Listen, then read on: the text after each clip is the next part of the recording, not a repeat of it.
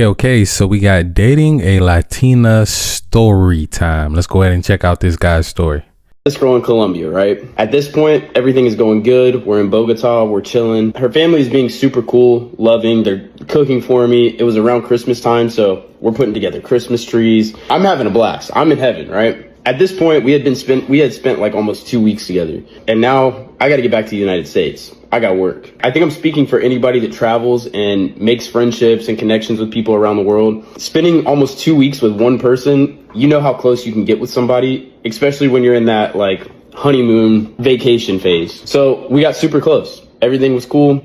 But when it was time for me to leave, we were obviously both pretty like sad about it. I liked her a lot. She liked me. It was like an emotional goodbye. To us, this wasn't a goodbye forever because she kind of already had plans of moving to the United States within like the next 2 months for work. So thinking like 2 months, that's nothing. Like, let's stick it out. Let's be exclusive with each other. I'm waiting for the finesse. I know some type of finesse is coming. He just has one of those stories. It's like almost too good to be true. You go to Colombia, you meet a girl, you spend the 2 weeks. A lot of guys have that story, right? They spend a few weeks there, they meet somebody, and it's great. It's great during that time. But then it's always something that comes with it. Now, his story is the girl was already having plans. She claims she was already having plans to come to the United States. So let's go ahead and let him finish and see what really happened. I'm not going to see other people. You don't see other people. Let's make this work. It's 2 months. Once you get here, we'll be good, is what I thought. So now I go back to the United States, and at this point, we're FaceTiming like all day, every day. We're texting every day. And basically, she had about 2 months. It might have been 3 months before she was going to come move to the United States. So in between, I was like, you know what? I'll just make another trip and come visit you. I bought my flights, Airbnbs, her flights.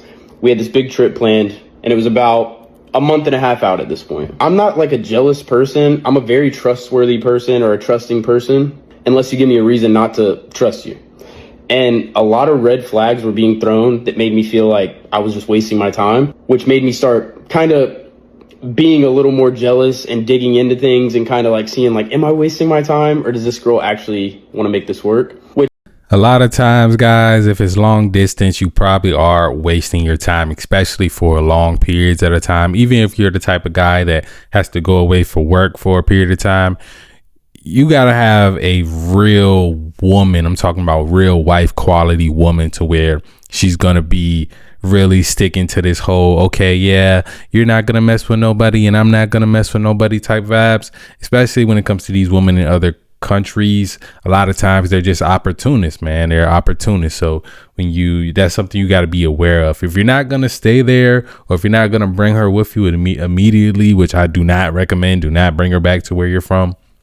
If you're not going to stay where she is at, it's probably not best to get too emotionally invested. And that seems like what this guy did, which I feel like is justified. I mean, I'm spending a lot of money. I'm dating you long distance. I just met you. I got to do some digging. Just certain things that she was saying and certain things that she was doing, without going into details, was making me believe like this girl is not who she says she is. Long story short, with all that going on, there was this one guy that commented on her Instagram or something like that I saw, and I'm like, that's weird. Who is this other American guy flirting with you? And so I brought it up, like kind of in a joking manner on FaceTime, and she lost her mind on me. She went ballistic on me. I don't know who that is. How dare you accuse me? How dare you ask me that? So I said, all right, cool. No big deal. So fast forward. No big deal is crazy. Like, bro, you're already sending this girl money. You're Western Union Poppy at this point, sending this girl money, not getting nothing back but some text and a couple FaceTime here and there. And then you go to the Instagram, which you should have done in the first place, and looked at that list, looked at who likes her pictures, and see how many foreigners are liking her pictures and commenting on her pictures. That's a red flag. If it's a bunch, if it's you got mutual followers with some of the people you know from your country, or you see a bunch of black guys or whatever, right? You see whatever on that following list, and in those likes and on those comments, she's probably for the streets and really working for the streets, if you know what I mean. Forward. The trip is almost here. Another instance happens where I go like, this girl is a liar. And she basically tells me one day, just give me till the end of the day so I can decide what I want with you. That night, I finally hear from her and she goes, "Hey, sorry, I was with my family, but I want to make things work with you. I want to be with you. Let's do this. I'm sorry for everything, whatever." And I go, "Okay, that's cool. We can do that. But I want to start fresh.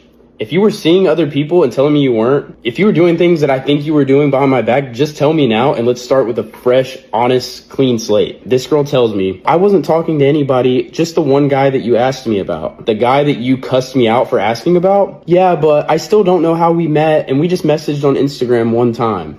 Okay, so at this point, I'm like, nah, I'm done. I'm good. So I told her, "Thank you for telling me that, but to be honest, I'm good off you. I'm going to cancel the trip. I wish you the best." Now, at this point, I'm like, I just need to know, just for my own sanity. I'm going to message this guy because I want to know how they met, because she was gaslighting me. Nah, bro, not you coming to the other guy as a woman. This is what girls do.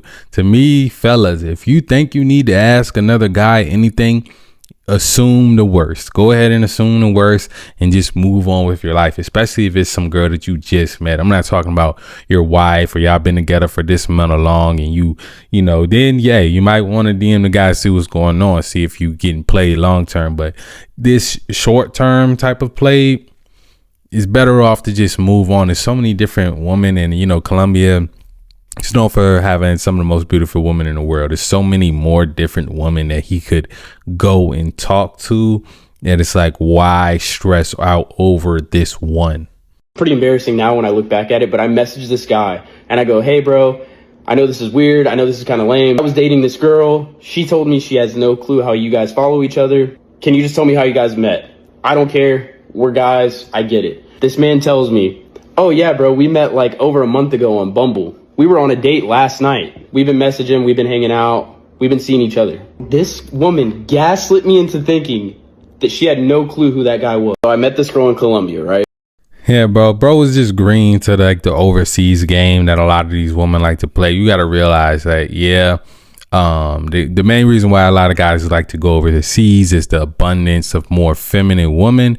But the game it's still a lot of the same games being played, especially with the ones that are in tune with Western culture, in tune what's going on over here in the States in America. Yeah, they're gonna, you know, try to play that finesse game. And if you're green, and the thing is, like, he's sending her money, he's doing all this extra stuff. The one time you confront her on something, or the one time you say no to something that she asks, if she starts arguing with you, you know that this is not the woman that you need to be with. You know that she was playing the game and she was putting on the front all the extra femininity, the cooking for you, doing all these things. That was part of her finesse. That really wasn't part of her, who she really is. So you got to be able to have that discernment. But sometimes it takes guys going through this situation. I've seen way worse situations as far as guys losing their whole retirement. A lot of those older guys, man, they lose their whole retirement money to some of these women overseas, which is just sad. But, you know, it is what it is. You know, bro, he definitely learned from this. So, yeah. Y'all let me know what y'all think about this story down below, though, man. As always, love y'all. I'm out.